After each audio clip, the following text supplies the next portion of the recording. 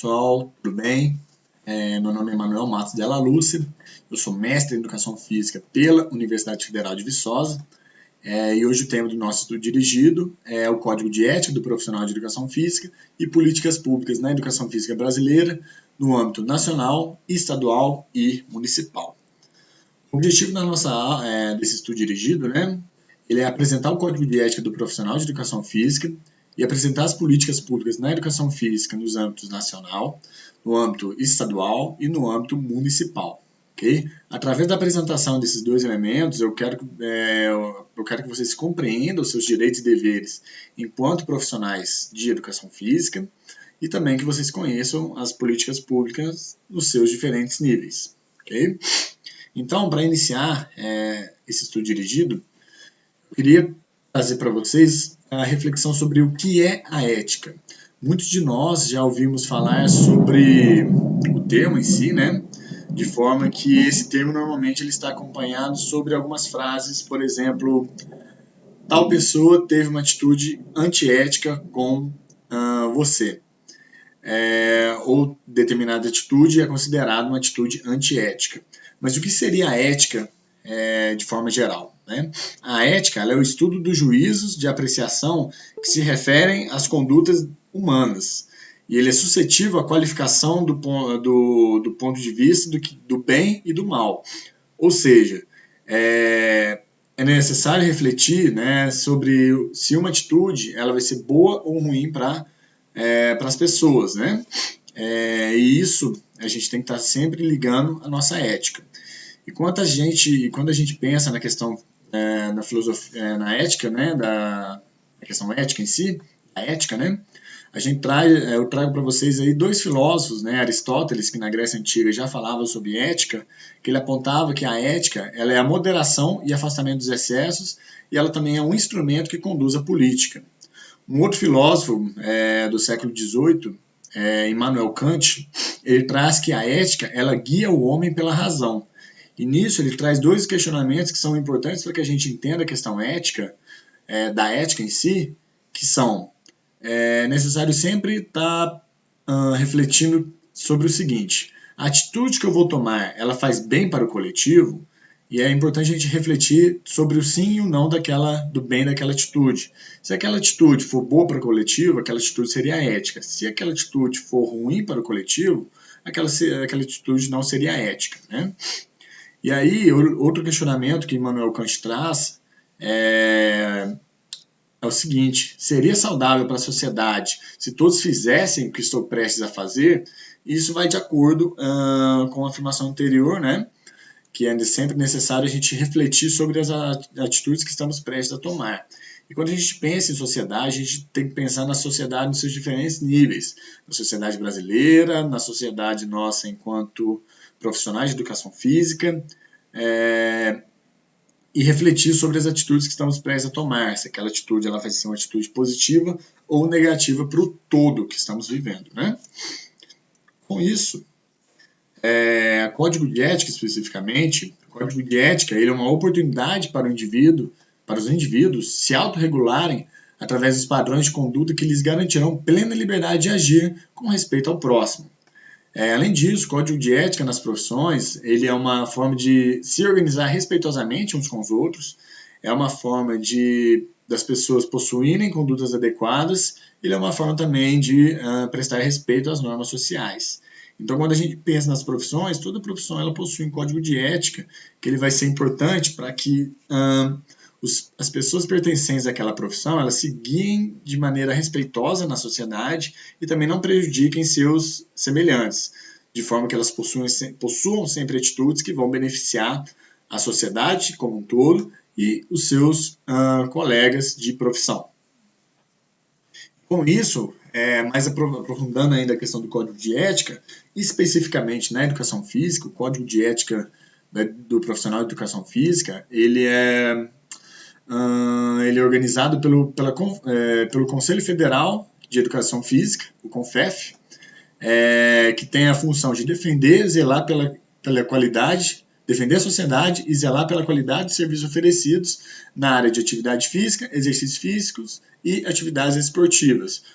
O sistema CONFEF, ele é um sistema que está no nível acima do sistema CREF, uma vez que o sistema CREF ele é um sistema regional, bem como a sua própria nomenclatura diz, né, Conselho Regional de Educação Física, e ele está submetido às orientações do próprio CONFEF, ok?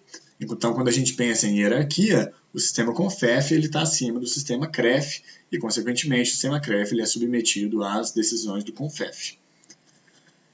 O Código de Ética na Educação Física ele possui 6 capítulos, sendo esses capítulos as disposições gerais, princípios e diretrizes, responsabilidades e deveres, direitos e benefícios, infrações e penalidades e disposições finais. Os próximos slides eles vão ser um parecer de cada um desses capítulos de uma forma bastante enxuta, de forma que vocês consigam compreender cada um desses capítulos de uma forma bastante sucinta e, consequentemente, a gente possa discutir ele nos próximos encontros, né? O capítulo 1, sobre as disposições gerais, ele fala sobre a Lei 9.699, de 1998. Essa lei, ela afirma que o exercício das atividades de educação física e a designação do profissional de educação física, ela é prerrogativa dos profissionais regularmente registrados nos Conselhos Regionais de Educação Física. Ou seja, uma vez que você é submetido e registrado no sistema CREF, você está submetido a essa lei 9.699, que, por curiosidade, ela foi criada no dia 1º de setembro de 1998. E todo 1º de setembro é considerado o Dia do Educador Físico, graças à criação dessa lei. Ok? A seguir, a gente traz aí o capítulo 2, que fala sobre princípios de diretrizes, e esses princípios eles são guiados pela questão tanto da Constituição quanto uma questão de garantia de direitos humanos, sendo que esses princípios eles são de respeito à vida, à dignidade, à integridade dos indivíduos, a ausência de discriminação e a prestação de um serviço de qualidade. E ele também pontua a respeito da atuação do sistema CREF-CONFEF, onde os mesmos eles devem estar comprometidos com seus usuários e também devem possibilitar o aperfeiçoamento dos mesmos. Mais para frente vocês vão ver também algumas questões relativas a políticas públicas, que isso acaba sendo aplicado nas políticas públicas, mas isso eu vou deixar alguns slides mais para frente, ok? Mas a atuação dos CREFs e CONFEFs e do CONFEF, né, ela tem essa função do comprometimento das pessoas que são registradas, e além de possibilitar o aperfeiçoamento daqueles que estão registrados nos seus devidos sistemas, ok? O capítulo 3 ele fala sobre as responsabilidades e deveres daqueles que estão registrados nos sistemas, né? E quando ele fala das condutas do profissional de educação física, o profissional de educação física ele deve possuir zelo à profissão, além de ofertar um serviço seguro, né? O capítulo 3 ele veda também a contratação de serviços prejudiciais aos clientes, além da prática de atos que são contra a lei. Nesse sentido, ainda expandindo também a atuação dos CREFs e CONFEF, o profissional de educação física ele tem que possuir respeito aos colegas, ele não seria uma atitude ética falar mal do trabalho de um colega de profissão. Você não deve se apropriar do trabalho alheio, sendo essa apropriação na oferta de um serviço mais barato que seu colega ou de outro tipo de ação que seja considerado antiética, e você deve estar sempre sendo submetido às normas estabelecidas por esses conselhos. Okay? O capítulo 4, que fala sobre direitos e benefícios, é direito do profissional recusar tarefas que ferem seus princípios éticos, deve ser possibilitada ao mesmo a possibilidade de desculpas públicas, uma vez que você possa ser advertido pelo seu conselho. Você deve possuir condições prévias de trabalho para que você consiga trabalhar de uma maneira adequada. E você também tem a possibilidade de transferência de serviço de acordo com o seu cliente, uma vez que se você achar que seu cliente ele pode ser melhor, não só melhor atendido, mas as expectativas do seu cliente podem estar mais de acordo com a forma de trabalhar de um colega seu, você é livre para para passar, fazer essa transferência de serviço de acordo com o desejo do seu cliente. Ok? Capítulo 5, que fala sobre infrações e penalidades, ele aponta que o não cumprimento do Código de Ética do profissional de educação física resulta, no primeiro momento, em advertência, no segundo momento, multa, que tem um valor referente a 1 a 5 anuidades, né, dentro desse valor de anuidade, seguido de uma censura pública que o profissional pode sofrer, além do cancelamento do registro do profissional. Ok? O cancelamento do registro, ele normalmente ele é o último recurso ali como punição do não cumprimento do Código de Ética. Ok? O capítulo 6, de forma bem sucinta, ele traz as considerações finais, que a submissão aos sistemas CREF-CONFEF implica também na submissão das normas e princípios dos seus códigos de conduta, né, que a gente está falando aqui agora. Então, uma vez que você está devidamente registrado nos sistemas CREF-CONFEF, você automaticamente está submetido ao seu código de ética. Ok? Agora, nossa segunda parte, né, a gente vai falar um pouquinho sobre políticas públicas na educação física. E para que a gente fale sobre políticas públicas, é interessante que a gente entenda o que é uma política pública.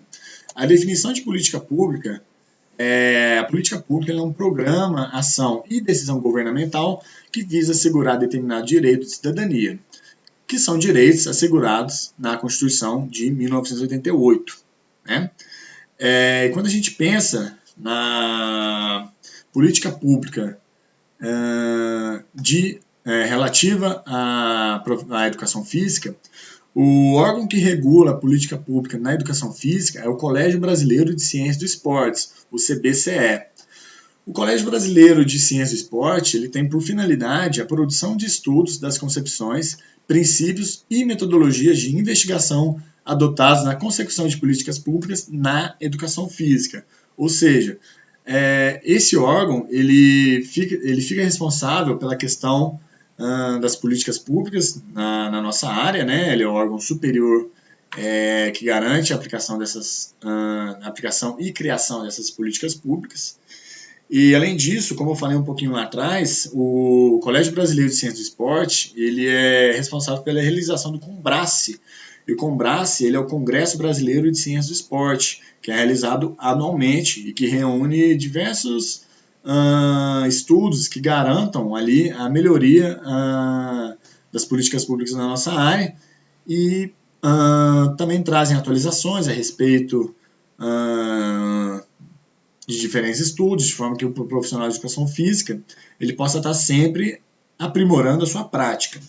E aí isso vai de acordo com o que eu falei um pouquinho mais cedo, que é a questão da atuação, da questão do CREF-CONFEF, ele possibilitar o aperfeiçoamento do profissional, que é uma responsabilidade do órgão, né?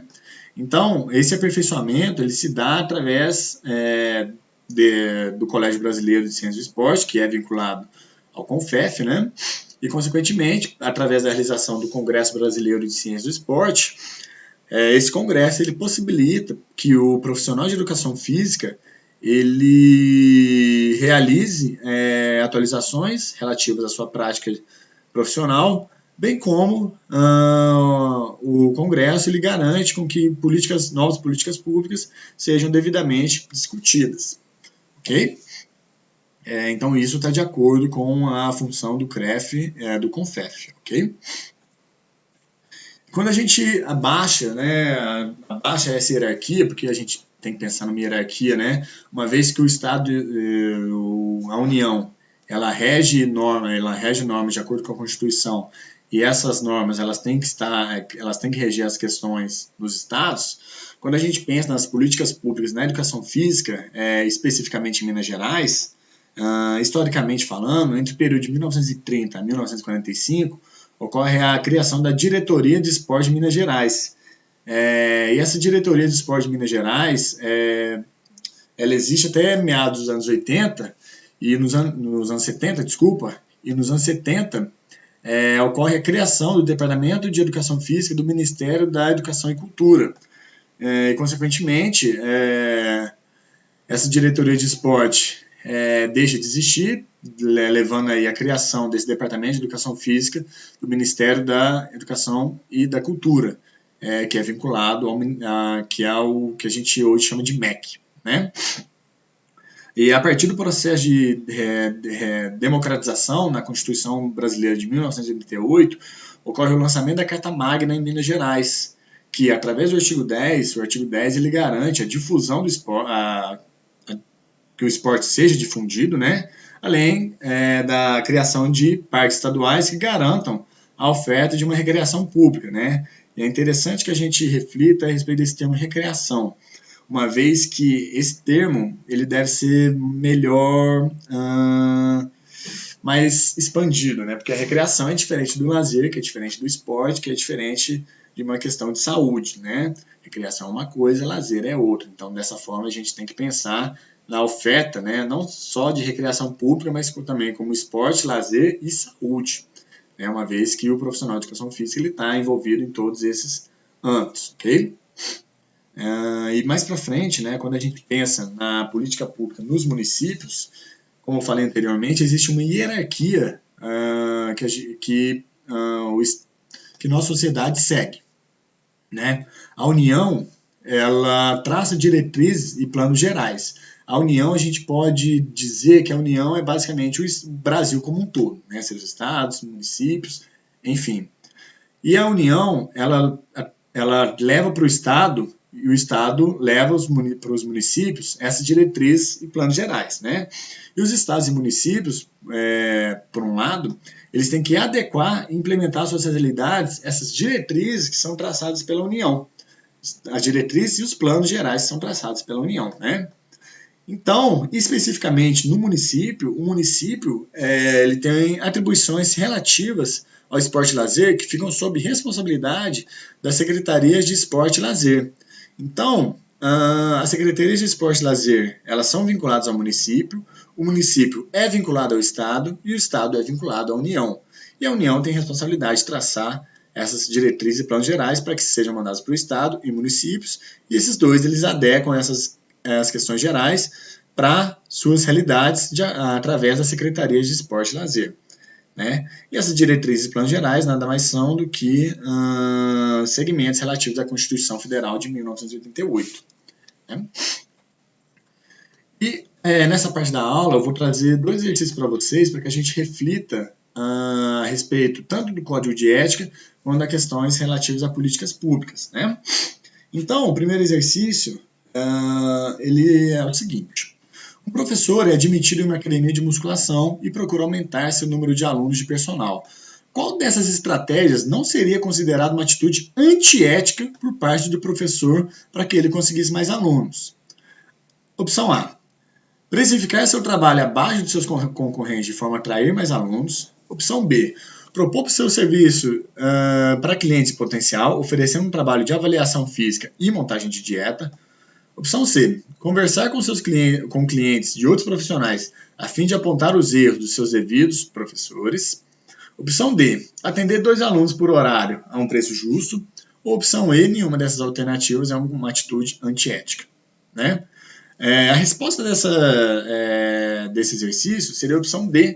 Que seria atender 2 alunos por horário com um preço justo. Uma vez que você propõe um preço, uma vez que você atende 2 alunos por um preço que seja adequado, né, e isso não seria considerado uma atitude antiética, né?